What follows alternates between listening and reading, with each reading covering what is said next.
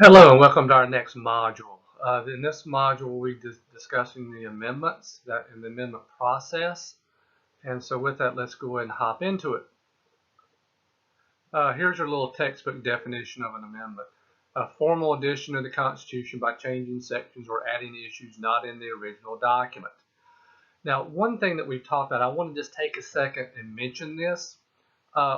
Once in a while, something will happen and a member of Congress will introduce legislation to overturn a Supreme Court ruling or something like that.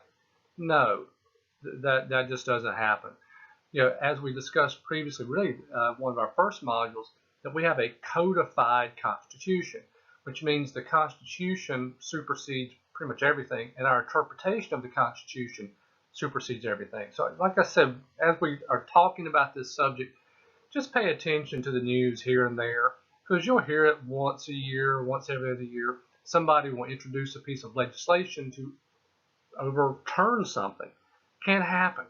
The only way we can overturn our understanding of the Constitution or the Constitution itself is through an amendment or where the Supreme Court overturns precedent or something along those lines. So that's where the amendment comes into play. And if you remember too, when we talked about the Articles of Confederation, one of the fatal flaws was it required a unanimous consent to alter the document, right? Each of the member states retained sovereignty.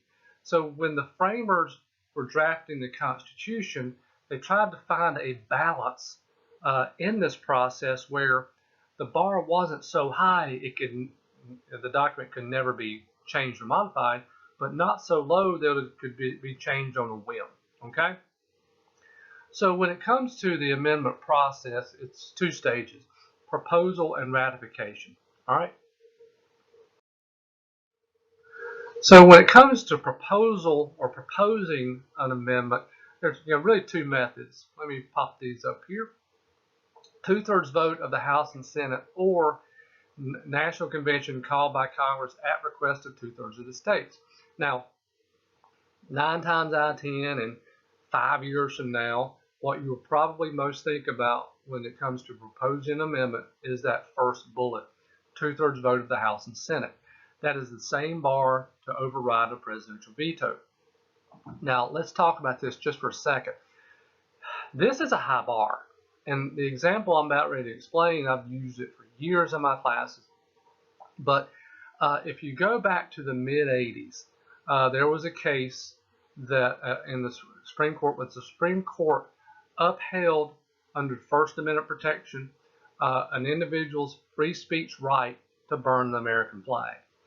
Ever since that time, you've had members of Congress who've been trying to propose an amendment, flag burning amendment, to make that unconstitutional, to not be protected free speech, to basically override, overrule, overturn a Supreme Court ruling. And that is one thing, again, an amendment can overturn a Supreme Court ruling. Well, ever since then, they really haven't come close to even getting that amendment proposed. The last I remember, I believe it was in the middle 2000s, in the Senate. We aren't even talking about the House. In the Senate, they got 63 members to vote for a proposal. You need 67. So that's just an example of what a higher bar this is. Okay. Now, ratification, two methods. And like the first, in the proposal, 5 years from now, you'll probably think of this first bullet: 3/4 of the state legislatures or specially elected ratifying conventions in 3/4 of the states. Now, let's talk about this just for a minute. Again, the high bar of 2/3 vote in the House and Senate to propose.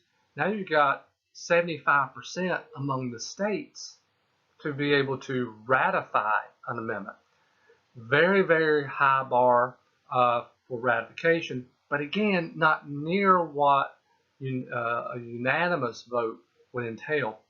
Now, one thing I want to mention here, and this is something to consider, in a previous module, we talked about the Electoral College. Now, I've discussed this over the years as well. when it comes to the Electoral College, it would require a constitutional amendment to get rid of it. And I've said this for years, and I'm not saying whether I like or dislike the electoral college process, but this is where, when we discuss that, I just say it's kind of an academic exercise to go through whether the value of the electoral college or not. That it's really difficult in a way to think of the electoral college going away, and this is why I say that. It would require ultimately 3/4 of the states to vote to remove the electoral college as it stands today. Well, you have enough small states, small in population, Vermont, Wyoming, Alaska.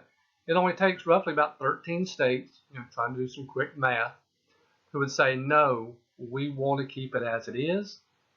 That would prevent that from happening. So again, that's just another example of where, could it happen? Yes, but and we have had amendments over our history, but not so many at the same time. So again, the framers tried to find that balance of having that procedure where it just couldn't be used at the drop of a hat, but it wasn't so overwhelming that it can never be used at all. So, all right, with that, that's the end of this module. I always remind you, go back and review it, pause, start as needed. And with that, that's the end of this module, and we'll see you in the next one.